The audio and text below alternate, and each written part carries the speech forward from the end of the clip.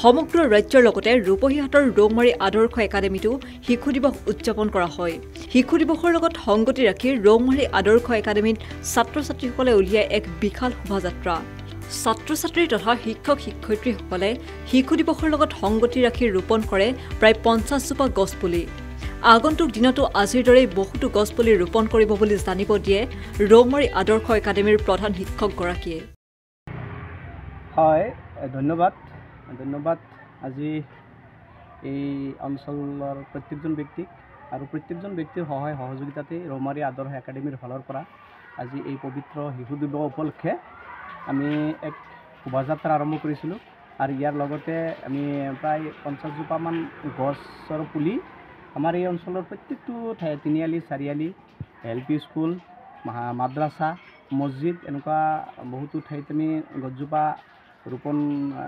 গছৰ পুলি ৰোপণ কৰিছোঁ। লগতে এই অঞ্চলৰ ব্যক্তিসকলেও চাইছোঁ যে বোলে সেই গছজোপাক সম্পূৰ্ণৰূপে পোহপাল দিয়াৰ দায়িত্ব তেওঁলোকে লৈছে। খুব ভাল এটা পৰিৱেশৰ সৃষ্টি হৈছে, ভাল লাগিছে। ল'ৰা ছোৱালীবিলাকে খুব আজি প্ৰত্যেকজনেই মানে আনন্দত কৰি আছে, উৎফুল্লিত হৈ আছে, খুবেই ভাল লাগিছে।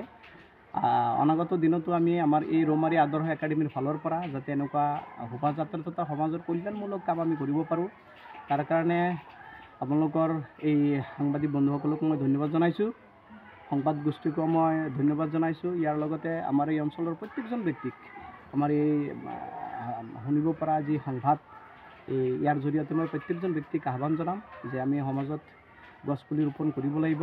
আমাৰ সমাজখন সুস্থ সবল কৰি ৰাখিবৰ কাৰণে অত্যন্ত প্ৰয়োজন আমাৰ গছপুলিয়ে যিদৰে আমাক এজন বন্ধুত্বৰ পৰিচয় দিয়ে, সেইমতে আমি গছকো নিজৰ বন্ধু হিচাপে জীয়াই ৰাখিব লাগিব।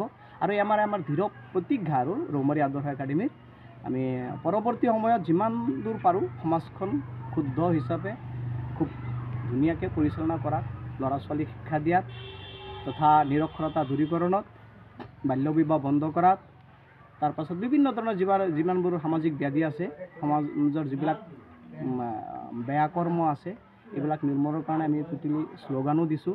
ভালেই লাগিছে, ল'ৰা ছোৱালীও আগবাঢ়ি আহিছে। লগতে এই অঞ্চলৰ প্ৰত্যেকজন ব্যক্তিক মই চাইছোঁ খুব ধুনীয়া এটা সঁহাৰি জনাইছে। যিকি নহওক ধন্যবাদ। ৰূপহীহাটৰ পৰা Saddam Hussain, news desk report.